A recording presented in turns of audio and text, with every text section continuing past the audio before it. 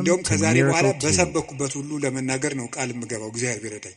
እነዚህን 5 ነገሮች በዚህ ዓለም ለማሸነፍ ፓወር የግድ ያስፈልጋል ነው ቀመሩ። ይሄ ነው አሁን የዚህ ዘመን ሰው እና ክርስትና ልገናኝ የሚለው ተፍ ብለህ ሰልፍ ኮንፊደንስ ይኑርህ ነው።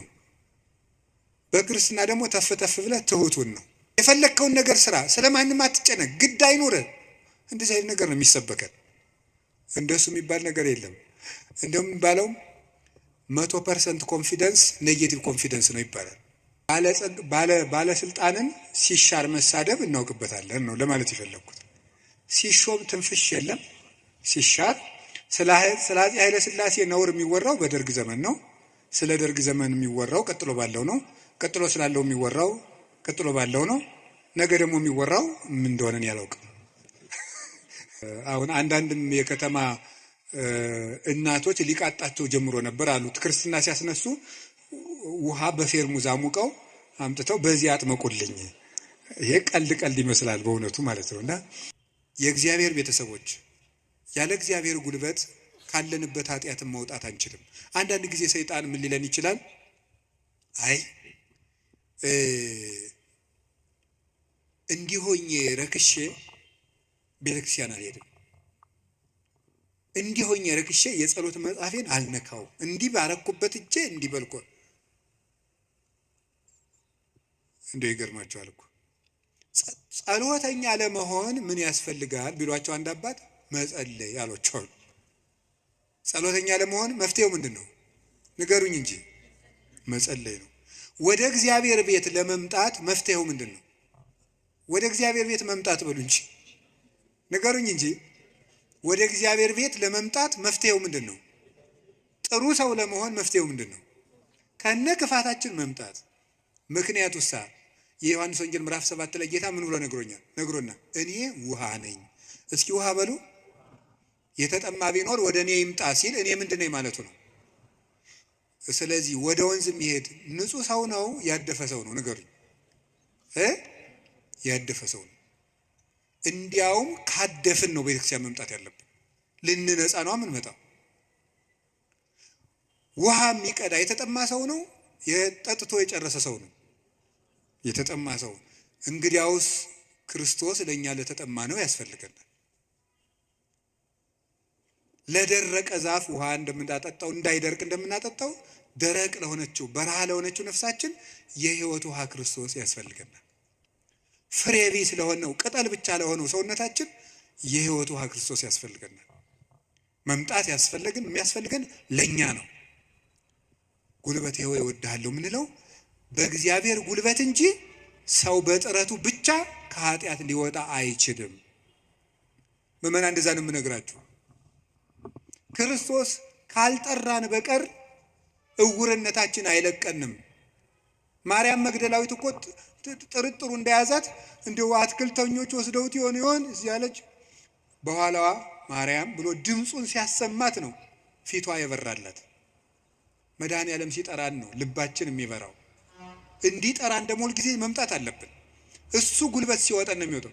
ቅዱስ ጴጥሮስ ወደ ውሃው ሲሰጥም አቤቱ እንዳልሰጥም አድነኝ አለው። ጌታ እጁን ሲልክለት ምዝዝ ብሎ ወጣ። ካለንበት ጉድጓድ የምንወጣው እግዚአብሔር ጉልበት ሲሆነን ነው። ጉልበቴ ሆይ እወድሃለሁ የምንለው ከዚህ የተነሳ ነው። የእውቀት ኃይል የሚባል አለ። እስቲ የእውቀት ኃይል በሉ ንገሩኝ እንጂ። ስለዚህ ቅድስና ለሰሩት ለእነ አቡነ ገብረ መንፈስ ቅዱስ ጉልበታቸው ማን ነው? ንገሩኝ እንጂ። አቤት አቡነ ገብረ መንፈስ ቅዱስ 562 ዓመት ምግብ ሳይበሉ ኖረዋል። ውሃ ሳይጠጡ ኖረዋል። እግዚአብሔር አስችሏቸው ነው። ምንም ሳይበድሉ እንደ መልአክ ንጹሕ አእምሮ ነበራቸው እሳቸው። ስለዚህ ምን ብለው ይዘምራሉ? አቤቱ ጉልበቴ ሆይ። ደግሞ እኔና እናንተን የመሰሉ ሀጣንም ደግሞ አለው። ማርያም ግብፃዊት አለች።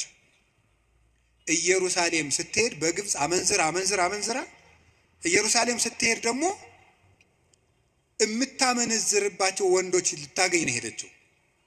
ሰዎች ኢየሩሳሌም ሊሳለሙ ሲሄዱ መርከቡ ውስጥ መሳፈሪያ ሳንቲም አልያዝኩም፣ ክፈይ፣ አልከፍልም፣ እኔ ከፍላለሁ እንዴ፣ ከፈለግ ከኔ ጋር ተኛ እያለች ሰውነቷን ለመርከብ ዋጋ የምትሸጥ ሰው ነበረች። እሷ ሰው ሁሉ ወደ መቅደሱ ሲገባ ደጅ ላይ ያለ ስዕል ግን እሷን ይገፋት ጀመር በኃይል። ቆማ ስታለቅስ የእመቤታችን ስዕል አየቻት። ወደ መሐሪው ልጅሽ ንገሪልኝ አለች። ከዚያ በኋላ እንድትገባ ተፈቀደላት። ወደ ዮርዳኖስ ማዶ ሂጂ፣ በዚያም ለነፍስሽ ረፍት ታገኛለች። ሄደች። ቤተ መቅደስ ውስጥ ቤተክርስቲያን ለመግባት ቅጥሩን ለመግባት ጉልበት ያልነበራት ግብፃዊቷ ዘማዊቷ ማርያም ክርስቶስ በምሕረት እጁ ከነካት በኋላ ግን ምን ሆነ?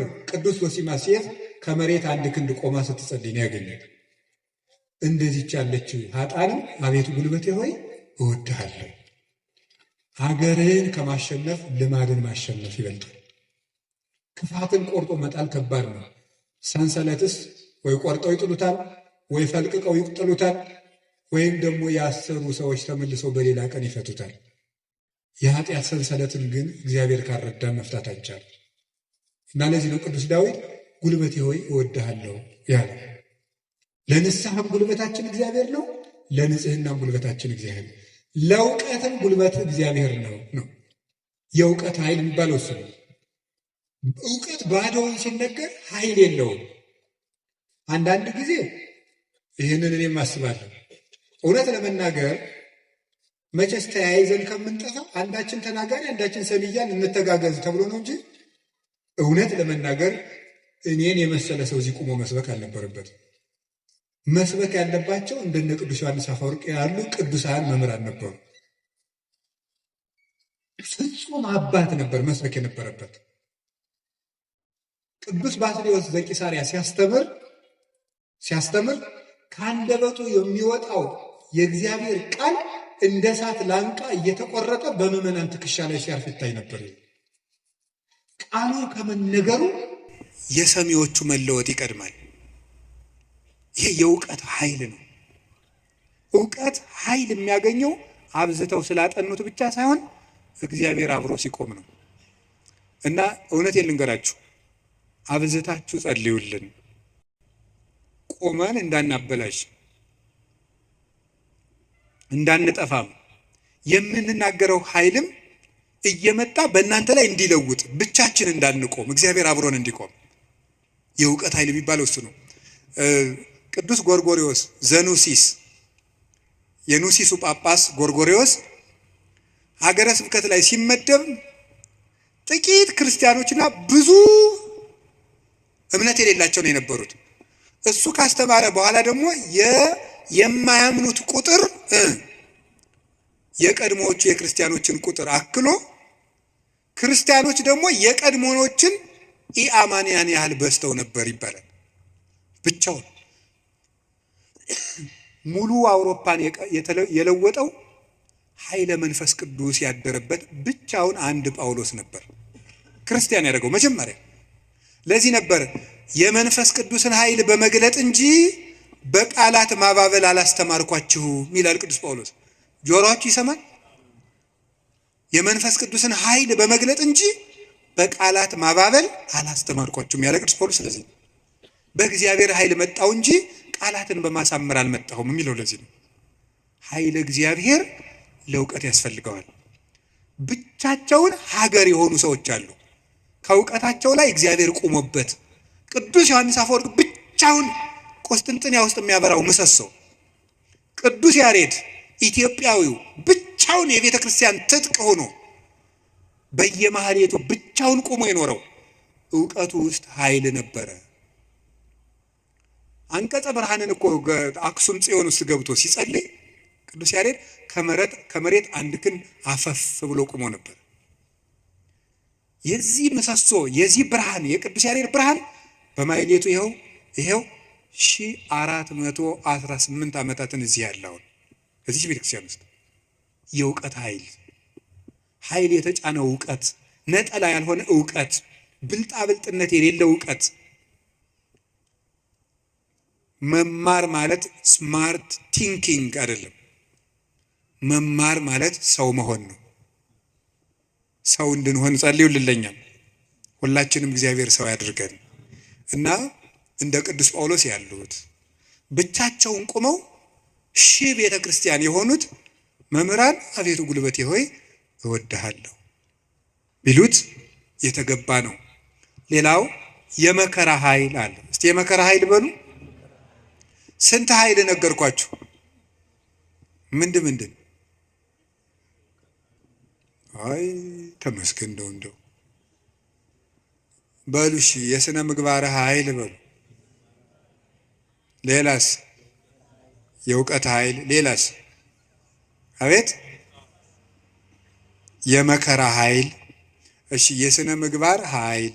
ከዚያ በፊት ምን ብያችሁ ነበር? የአርአያነት ኃይል የሚባለው ይሄ ሞራል የሚባለው እሱ በሁለት ተከፍሎ ስነ ምግባርና አርአያነትና ንስሐ ብለን ከፍለናል። ቀጥሎ የእውቀት ኃይል ብዬ ነገርኳችሁ። ሶስተኛ አሁን የምነግራችሁ ደግሞ የምንድን ነው?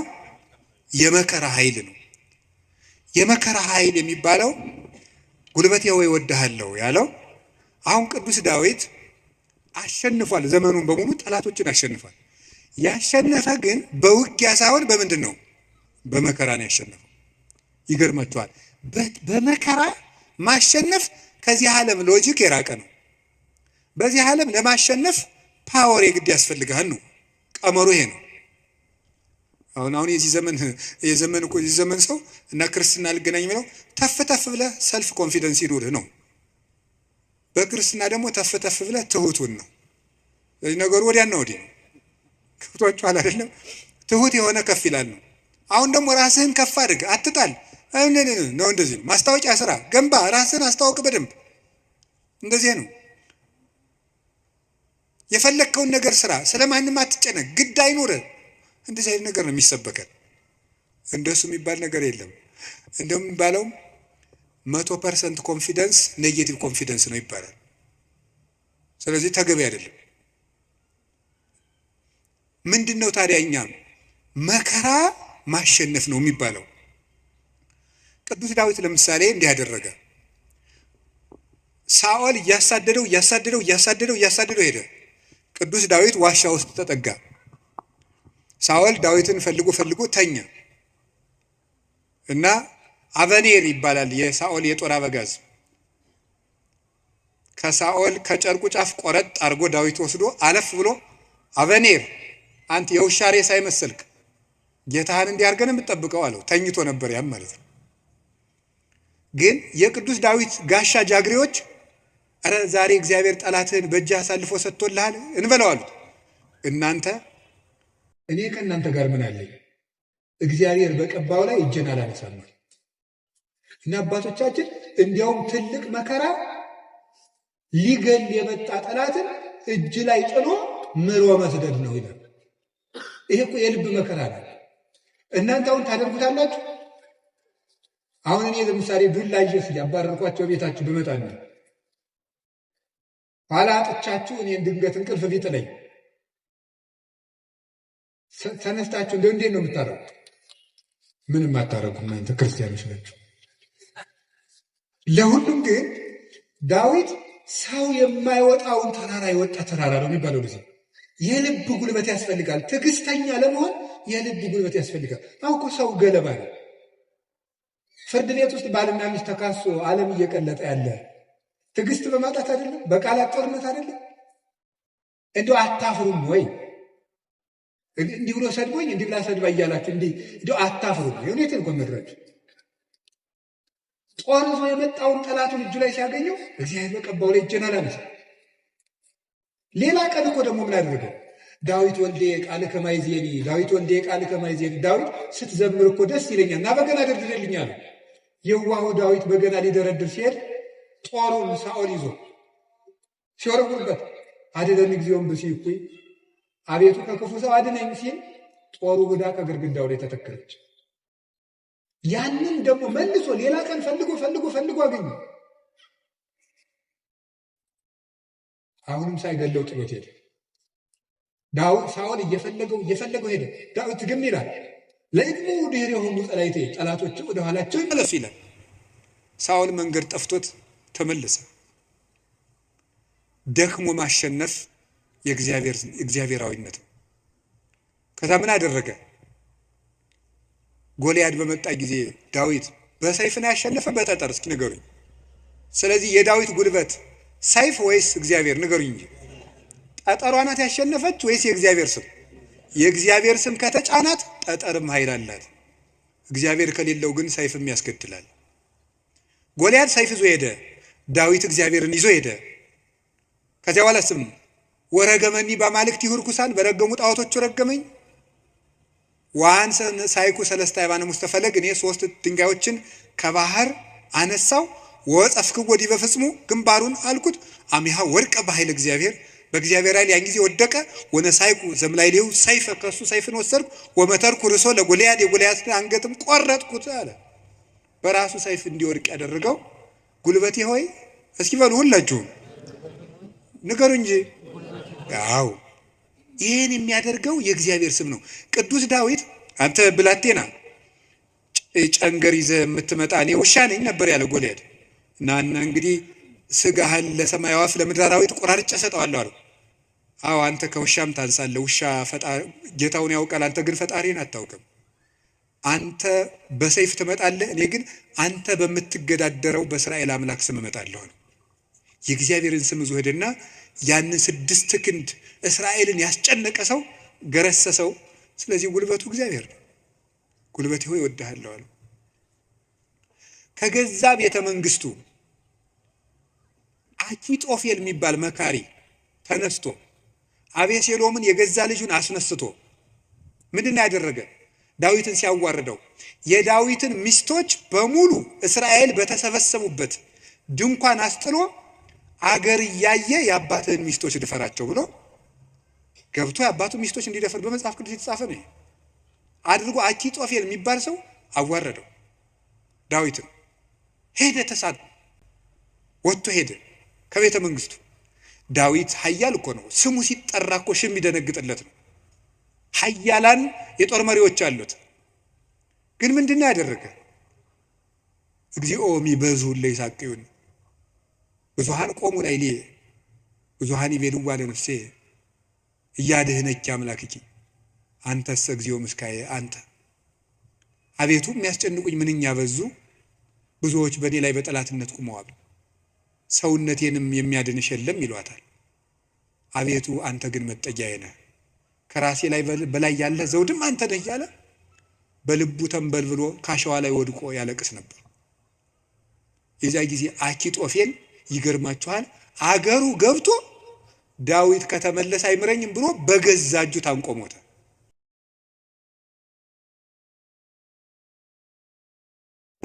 ማዶ ላይ ደግሞ በመጽሐፈ ሳሙኤል እንደተጻፈው ማዶ ሄዶ ዮርዳኖስን ሸገር ብሎ በቀትር እግዚኦ እልዋ ለምክር አኪጦፌል፣ አቤቱ ጌታዬ የአኪጦፌልን ምክር አፍርስበት ይላል። በዳዊት ሞት እየተመከረ ዳዊት ምን ያደርጋል? አቤቱ የአኪጦፌልን ምክር አፍርስበት ይላል።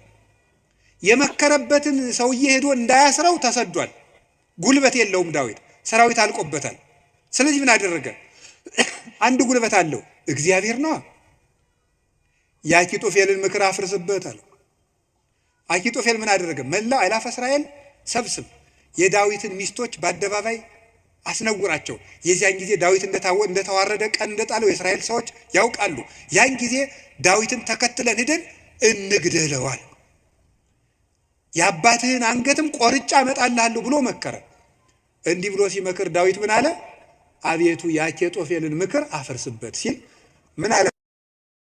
እግዚአብሔር በጠላቱ በአቤሴሎም ላይ የምክር ጥርጥር አሳደረ። አይ የአንድ ሰው ምክር አይመቃም፣ ሌላ ሰው ምክርን ጨምር የተባለ አለና የዳዊት የቀድሞ አማካሪ የነበረ ኩሲ የሚባል ሰው ነበረ። ሽማግሌውን ኩሲንም እስኪን ጠይቀዋል። ኩሲ እንደምን አለ? ደህና ነኝ። ምን ነው ቀድሞ ስታማክረው የነበረው ዳዊት ሲሰደድ እዚህ ቀረ? እኔ ምን ጊዜ የማማክር እግዚአብሔር የቀባውን አለው። ውስጡ ቅኔ ነው። ቅኔው ምንድን ነው? አሁንም እኮ የማን አማካሪ ነኝ እያለው ነው። አንተንማ እግዚአብሔር አልቀባም እያለው ነው። አሁንም የእሱ ነኝ እያለው ነው። ለእሱ ግን የመሰለው ምን እያለው ነው? አንተን ከሾመ ያንተ አማካሪ ሆናለሁ እያለው መስሎታል። እሳ ምን አደረገው? አኪጦፌል ምን ብሎ መከረ? አኪጦፌል እንዲህ ብሎ መክሯል። አንተ ምን ትላለህ? አኪጦፌል ቶሎ ብለን ዳዊትን እንግደለው አለ። አንተሳ ምን ትላለህ አለው። ዳዊት ምን እያለ ነው? አቤቱ የአኪጦፌልን ምክር ተናገሩ እንጂ አፍርስበት በሉ እንጂ እያለ ያለቅሳል። ኩሲ መጣና ምን አደረገ? አይ እቺ ምክር አንዲት ናት፣ አንድ ምክርማ አይረባም፣ ከገሌ ምክር የገሌ ምክር ይሻላል ተብሎ የቤተ መንግስት ምክር ከአንዱ ምክር የአንዱ ምክር ተመርጦ ነው እንጂ የአንድ ሰው ምክርማ አይረባም። ስለዚህ ምክር ይመከር፣ ቆይ ውለን እንደር። አባትህ ዳዊትን ታውቀዋለህ፣ ኃያል ነው። እነ አበጋዞቹ እነ ኢዮአብም ኃያላን ናቸው። አሁን ሂደን ይፍጀን እንዴ? ነገር ግን መላው አእላፈ እስራኤል ገና ይሰብሰቡ፣ ምክርም አበርክተን እንምከር።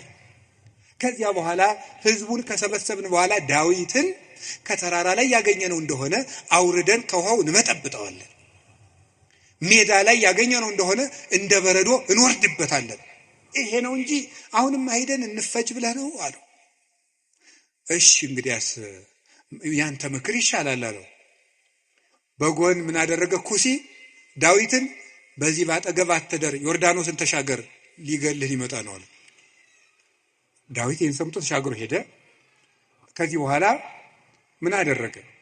ተሻግሮ ከሄደም በኋላ አቤሴሎም እሱ አባቱን ተከትሎ ሊገል በሰረገላ ሆኖ በጫካው ውስጥ እያሰገረ ፈረስ ሲሄድ ፀጉሩን አሳድጎ ስለነበረ ፀጉሩ ከዛፍ ላይ ተንጠለጠለና ሞተ።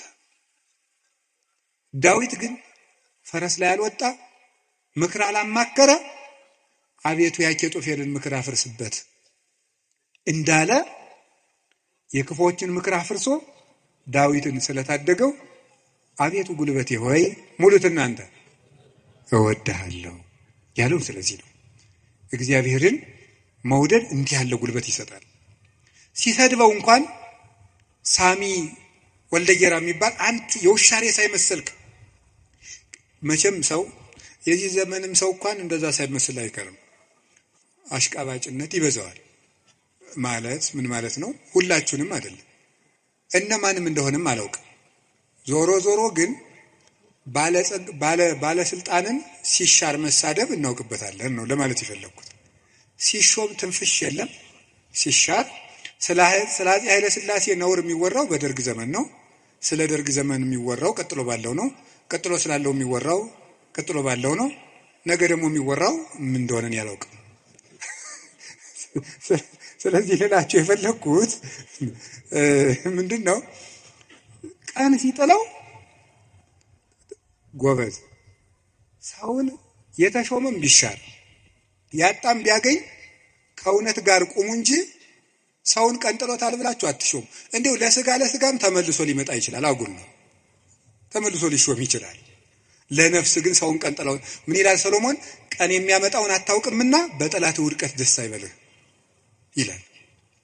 ስለዚህ ሳሚ የሚባለው አንተ የውሻ ሬሳ የመሰልክ ጭንጋፍ አለው ዳዊትን ያህል ጌታ ያን ከፍ ያለ ሰማይ እነ አቢሳ የሚባለው የእህቱ ልጅ ይሄ የውሻ ሬሳ የመሰለ አንገቱን ልቁረጠው አለ።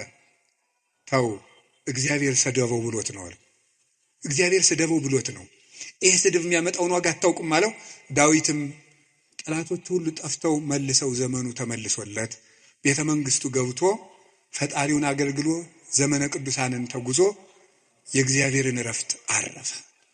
አቤቱ ጉልበቴ ሆይ እወድሃለሁ ያለው ደካማ እንባው ጦር የተሸከሙ ጠላቶችን ድል ስለነሳችለት ነው።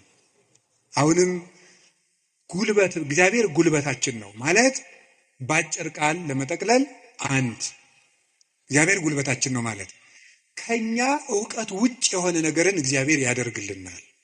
አንድ ከኛ ዕውቀት ውጭ የሆነ ነገር ነው። ለምሳሌ አንድ ሰው ትዝ ይለኛል፣ እናቱ ታመው እንደ የሰማህ እንደሆነ እንዳትቀየመኝ አደራን ጸበል ይጠመቁ ስንለው በጣም የተማረ ሰው ነው። በጣም ቆይ ጸበሉን የውሃው አይነት ከደማቸው ጋር ማች እንደማድረግና ለማድረጉን መመርመር አለብን። ትንሽ ፈገግ ያሰኛል። እና ይሄ ፈጽሞ አሁን አንዳንድም የከተማ እናቶች ሊቃጣቸው ጀምሮ ነበር አሉት። ክርስትና ሲያስነሱ ውሃ በፌርሙዝ አሙቀው አምጥተው በዚህ አጥመቁልኝ።